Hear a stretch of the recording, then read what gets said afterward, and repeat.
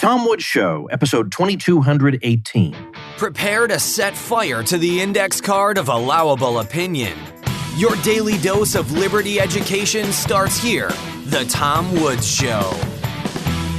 Come on now, folks. If you ain't going to start that side hustle now, then when? Check out my free ebook, 5 Paths to an Online Income, where I take you step by step through 5 things that I do that keep food on the Woods household table and how you can do them too. Check it out at pathstoincome.com. Hey everybody, Tom Woods here. I want to talk about an item I just saw in the news and the significance of it. Remember a guy named Jack Phillips? About a decade or so ago, he got in trouble in Colorado because he refused to bake a wedding cake for a same-sex ceremony. And then eventually his case made it to the Supreme Court, and the Supreme Court, on very strange and narrow grounds, ended up ruling in his favor. But as I mentioned at the time, it didn't really seem like any huge victory to me for reasons I'll get into in this episode. Well, he's back in the news because now of course, ever since then, there are certain sorts of people, the sort of people who refuse to live and let live, put it that way, who just can't let this man continue his work in peace. So the Colorado Court of Appeals just heard oral arguments in Scardina versus Masterpiece Cakeshop. Masterpiece Cakeshop is the bakery that Phillips has had since 1993.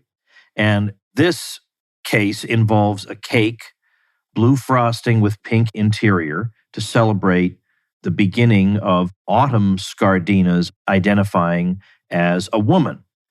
So Scardina's an attorney, and it so happened that he asked Phillips to make him this gender transition cake on the very day that the Supreme Court said that it would be taking on the earlier case involving the same-sex ceremony cake.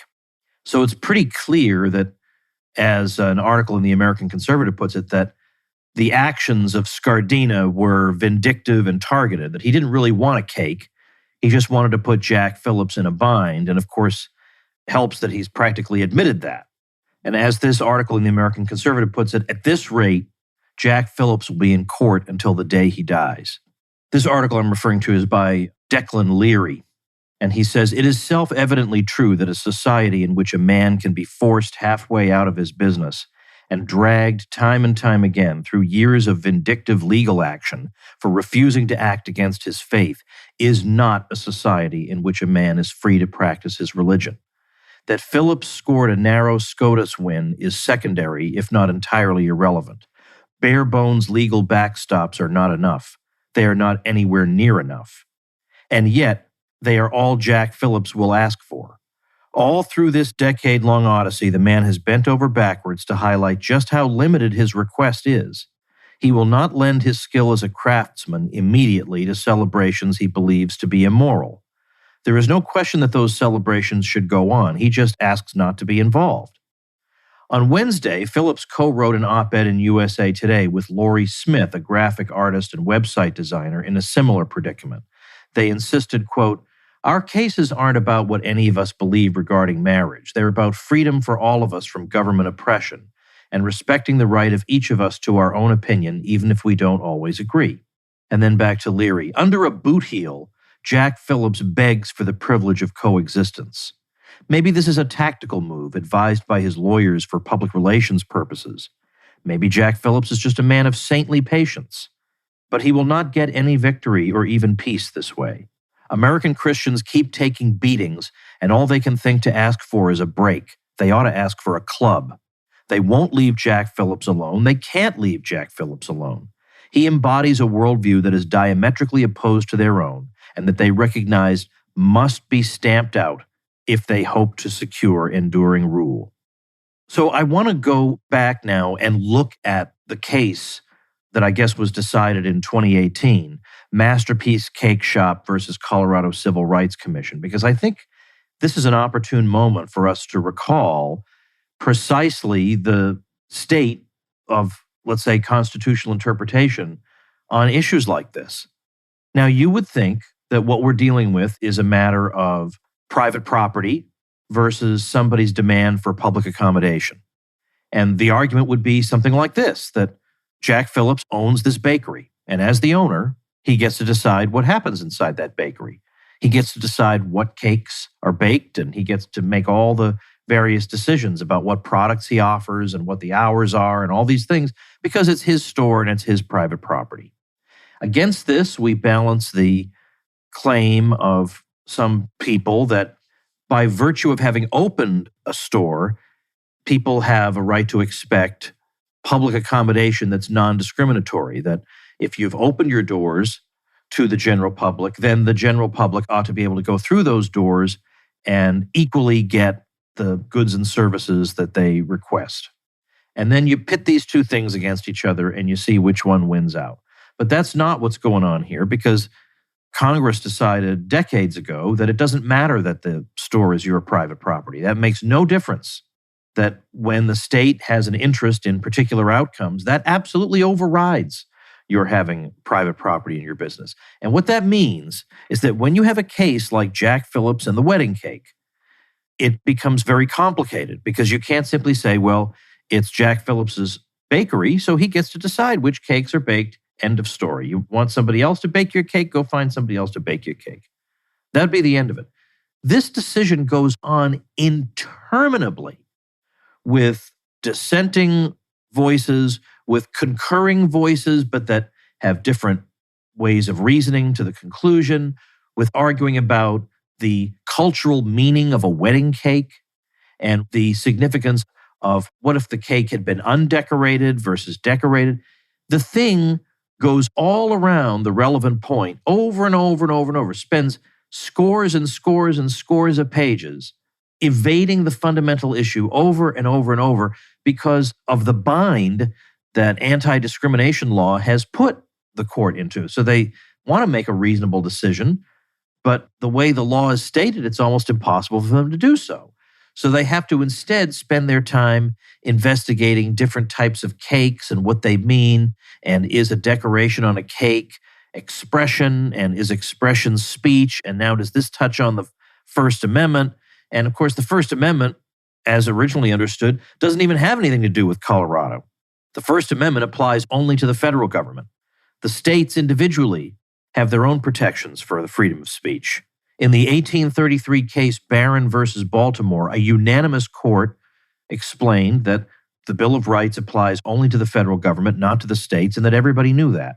And given that John Marshall was not known for siding with the states, for him to have a unanimous decision like that is very, very significant.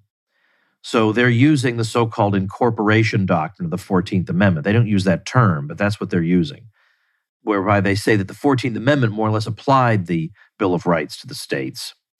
But they're using the 14th Amendment alleged application of the First Amendment to the states in order to justify basically a non-progressive outcome. And usually the progressives have just assumed that if we have the 14th Amendment at our disposal, we can use it as a crowbar to pry our way into all kinds of local institutions to get our way and have things turn out the way we want.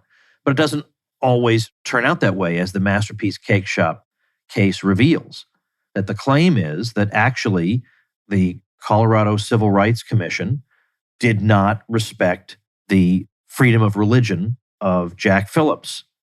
And so therefore they violated the First Amendment, and now we're going to overturn their decision. So it goes to show that the federal government being able to intervene in state and local matters doesn't necessarily always have the progressive outcome that people who pushed that for a long time, I think, assumed that it would. So the case goes back to, as I say, 10 years ago, 2012, when a same-sex couple visited a bakery in Colorado, namely Jack Phillips's bakery. They wanted a cake for their wedding reception. At that time, gay marriage was not recognized in Colorado, so they were going to have a ceremony in Massachusetts, then come back to Colorado for a reception with friends and family. And so Jack Phillips sat down with them and explained he could not create this cake for them because he has a religious opposition to same-sex marriage. So they filed a charge with the Colorado Civil Rights Commission to compel him. Imagine doing that. Imagine actually filing a charge against somebody to compel him to bake you a cake. Imagine the kind of person you'd have to be to do that. But that's what they did. that this violated the Colorado Anti-Discrimination Act, and so he is to be compelled to bake this cake against his will. All right. Well, so the commission, the Colorado Civil Rights Commission, in turn determined that the cake shop did violate the Anti-Discrimination Act and ruled in favor of the couple. Then the Colorado state courts affirmed this ruling and the enforcement order. So the Supreme Court then was deciding whether the commission's order requiring Jack Phillips to bake that cake violated the Constitution. And so the opinion of the court is delivered by Justice Anthony Kennedy. And the court is going to be arguing that the state has an interest in balancing two competing claims here. On the one hand, the state wants to defend the free exercise of religion on the part of any person, including Jack Phillips, the baker. At the same time, the state has an interest in protecting certain protected groups from discrimination. And so we have to bring these two concerns into balance. So notice, private property never even enters the picture. So what the court is going to decide is that the Colorado Civil Rights Commission did not observe the necessary balance here because the commission exhibited an anti-religious bias in the way they heard and responded to the Phillips case. So the Supreme Court is going to say in the decision for the court by Anthony Kennedy that Phillips is entitled to a respectful treatment of his arguments, and he did not get that. So we're going to look at specific examples of what the court has in mind when it says he wasn't treated fairly by the commission. So the point is they're saying the Colorado Civil Rights Commission did not give due consideration to Phillips's position, and that pretty much ties our hands here at the Supreme Court because they should have done that. So the Colorado Civil Rights Commission, therefore, was just so clearly biased in one direction that it didn't give due consideration to one of the two sides. So we have to overrule what happened. Now, I mentioned before that my friend Kevin Gutzman, who was on a radio show to talk about this decision, made an interesting point. He compared it to the Bakke case from, I think, 1978 that involved the University of California system and affirmative action. Bakke, B-A-K-K-E, was a prospective medical student, and he was rejected for admission to the university, even though he had grades that were much stronger than the grades of minority students who were accepted in his place. And the Supreme Court conceded this in a footnote, and Gutzman put it this way: the qualifications of the minority students involved were pitifully poor. So what the court wound up saying in the Bakke case in the late 70s was, in a very garbled decision, if there had been an outright quota system at work in the University of California system, well, that we could not accept. You can't have an outright quota system. However, you can admit somebody on the basis of race as long as race is just one of the factors under consideration. But what kind of a decision is that? Obviously, if it winds up being the deciding factor, then it may as well have been the only factor.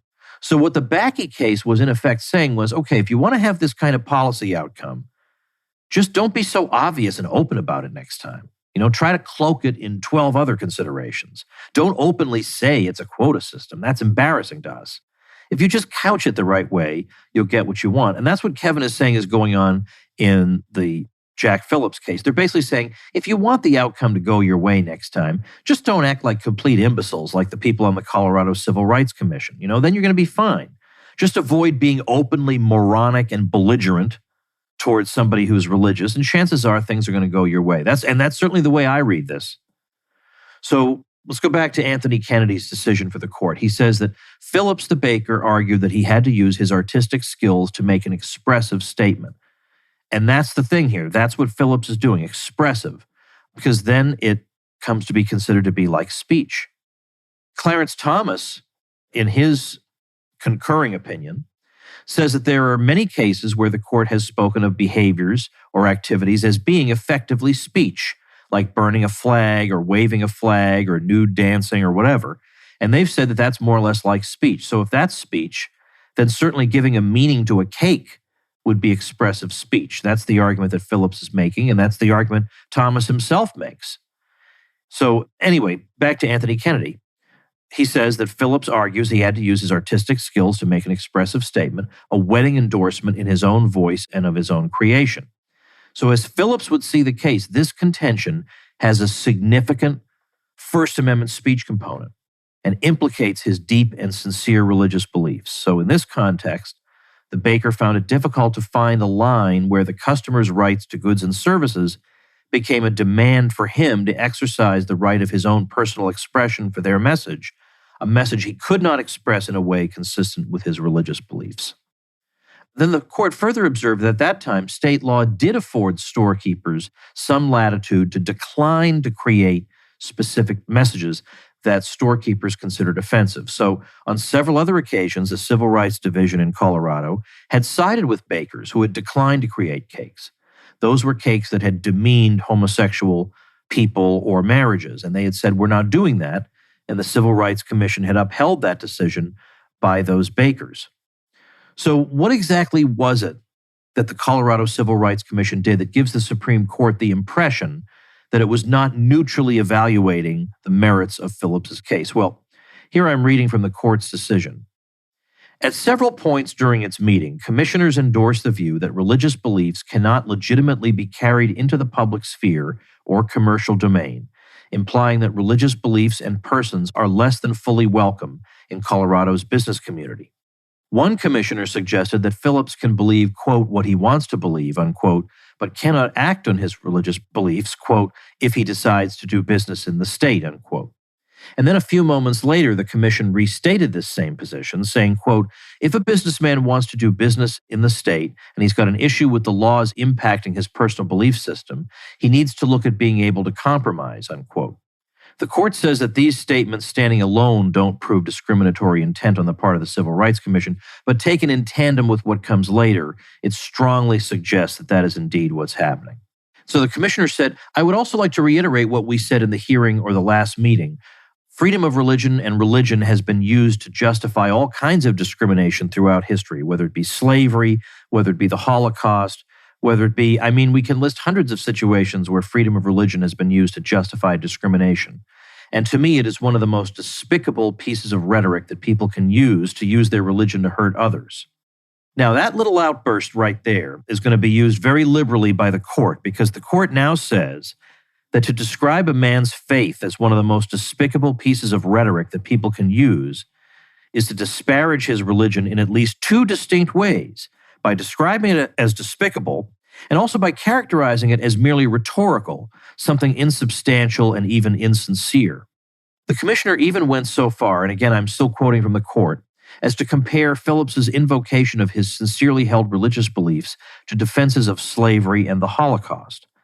This sentiment is inappropriate for a commission charged with the solemn responsibility of fair and neutral enforcement of Colorado's anti-discrimination law, a law that protects discrimination on the basis of religion as well as sexual orientation.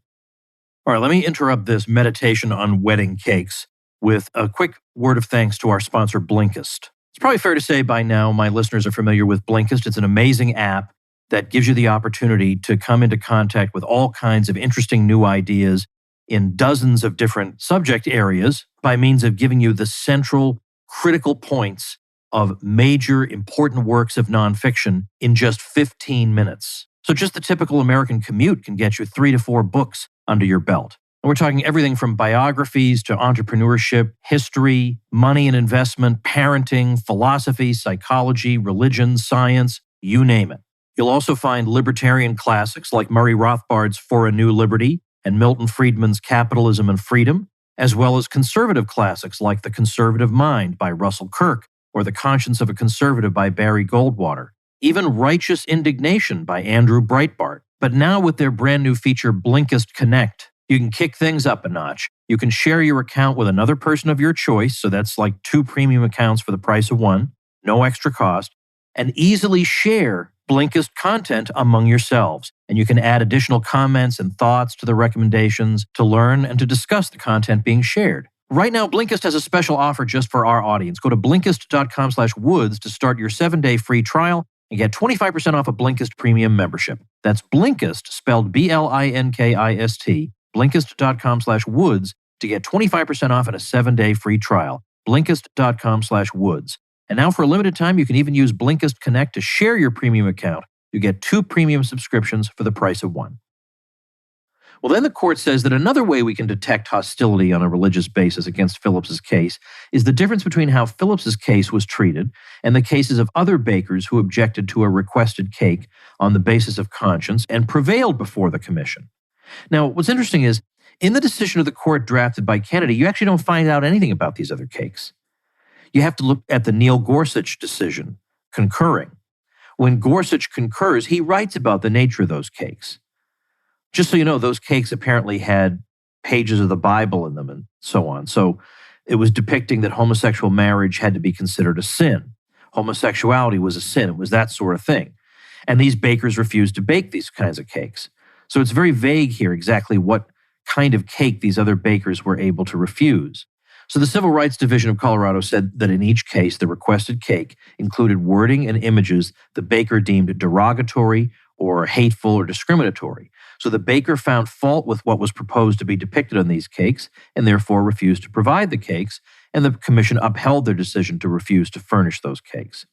Now, the commission, though, at the same time, is going to rule against Phillips on the grounds that any message that might appear on a wedding cake would be attributed to the customer, not the baker. So he doesn't have to bear that burden. He can just say, look, this is what people asked of me. It's not my sentiment on the cake, it's the customer's sentiment. But if that's the ruling principle, then why wouldn't that principle have applied to these other cakes? Why are these other cakes denigrating homosexuality and homosexuals? Why couldn't people have baked those and said, well, that's not my sentiment, that's just what the customer asked for? It's obviously a double standard. And those bakers, just like Phillips, told the customers, we'll sell you anything else you want. We'll sell you a birthday cake, we'll sell you cookies, we'll sell whatever you want. But we just can't do that one thing. We're not saying that because you are this type of person with this type of belief, or you're this type of person, who wants to have this type of wedding, that I will not serve you at all. I can't give you this particular thing, but you can have anything else you want. And in fact, the Colorado Civil Rights Commission said, you see, there's no discriminatory intent on the part of bakers who didn't want to bake cakes with these denigrating statements on them. They'll sell any other product to the customer. So you see, there's no intent to discriminate.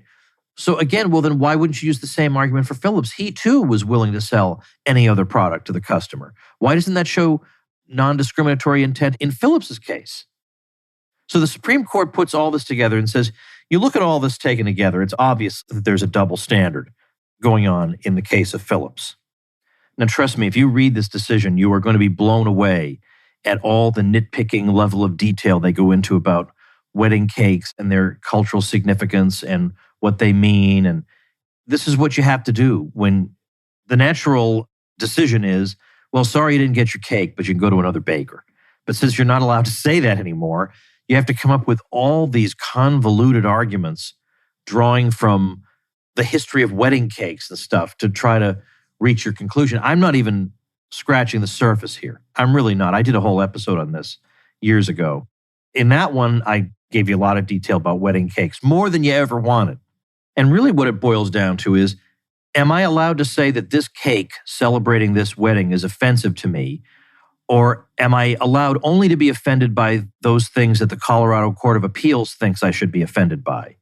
And is it up to the state to determine for everybody what's offensive and what's not, and what I'm allowed to not decorate or sell or bake for, and all this stuff? It's crazy. Again, how about we just have the opinion that if somebody doesn't want to bake me a cake, I go to another baker, instead of saying I'm going to devote myself to destroying this person. I suppose some people could say to me, it's easy for me to say that, because chances are if I went in and ordered a cake from somebody, there'd be no problem. They'd just give it to me. So I suppose I don't know what it's like to have somebody turn down your cake order. But yet at the same time, I don't feel like this is the world's worst example of oppression either. And I can't imagine that my response would be, I'm going to spend the rest of my life basically waging a war on this person, which is certainly going to destroy him, or at least my goal is to destroy him. That's not the society I want to live in. I don't want that to be an option. Somebody doesn't want to do business with me, therefore, because I'm God's gift to mankind, you don't deserve to exist? Or you have a different opinion from me, your moral views are different from mine, therefore you don't deserve to exist? I don't want to live in that society. I'd much rather say, well, you don't want to do business? Well, all right, I'll find somebody who does. Now, again, what I said earlier, let's bear in mind, is that the court seems to be saying is that if you want to screw over a Christian baker, just don't be openly and in a low IQ way anti-religion when you do it, because then you'll probably get what you want. So that's why I'm not convinced that this case was a huge victory. And again, this idea, we've got to balance your right to your religion with our interest in keeping people from being discriminated against. I don't know how you do that. That sounds really complicated. So why not have this simple principle we can all agree on? We just let people who want to interact with each other interact with each other. If people don't want to interact with you, why is that actually a problem? If they don't want to interact with you, why would you want to interact with them? Why would you want to give your money to somebody who hates you so much? He'd rather be poor than interact with you? Why are you so eager to have a chance to interact with that person? Wouldn't it be better for that person to be totally open about where he stands so you can tell the world about it? Not to mention that it gets rid of all these problems of interminable cases about cakes and the difference between a decorated and an undecorated cake, and we can forget about all that. Well, let's hope for the best for old Jack Phillips, who represents something in the same way that Trump represented something that's more important than Trump himself. Pope Francis represents something that's more important than Pope Francis himself. Jack Phillips represents something more important than Jack Phillips himself. This is true in a lot of moments in U.S. history and in current events all the time. Sometimes there's an individual who just represents something, who embodies something. And sometimes that individual doesn't really live up to your expectations or whatever, but you know why people don't like that person. Or conversely, you know why people love that person, because of what the person represents. Now, some people will say Jack Phillips represents hatred and irrationality.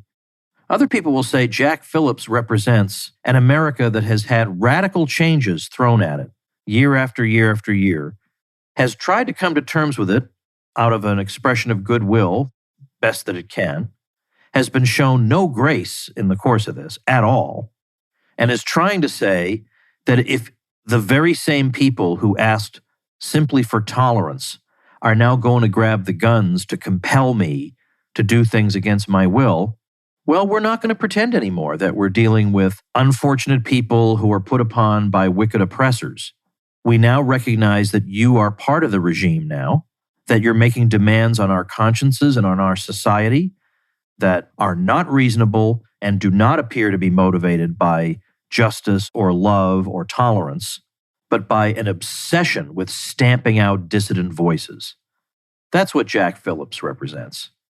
He hasn't done a thing wrong. He's just operating his private business. And if you don't like the way he operates that bakery, there are lots of other bakeries. The reason you would hound him is to make a statement. I might add that Alex Jones represents something. Again, beyond Alex Jones himself, he represents something. And when there's a $1 billion decision sent down against Alex Jones, that's not just a minor thing in the headlines. That's meant to send a message. You go up against the regime, you will be destroyed. So for those of us who root for the underdog, who root for the guy who could be destroyed by the regime, we should be cheering on poor Jack Phillips, who just wants to run his bakery in peace. All right, folks, if you like what I'm doing here on The Tom Woods Show, I would be delighted to have you in my private group, The Tom Woods Show Elite, the best group in the history of groups, which is but one of the many goodies I give you as a thank you for supporting The Tom Woods Show. When you've been around as long as I have, you accumulate a huge set of goodies to draw from, to give to people when they help you out. So check out supportinglisteners.com, be part of the greatest group in the history of groups, and I'll see you tomorrow. Become a smarter libertarian in just 30 minutes a day. Visit TomWoods.com to subscribe to the show for free, and we'll see you next time. Like the sound of The Tom Woods Show? My audio production is provided by Podsworth Media. Check them out at podsworth.com.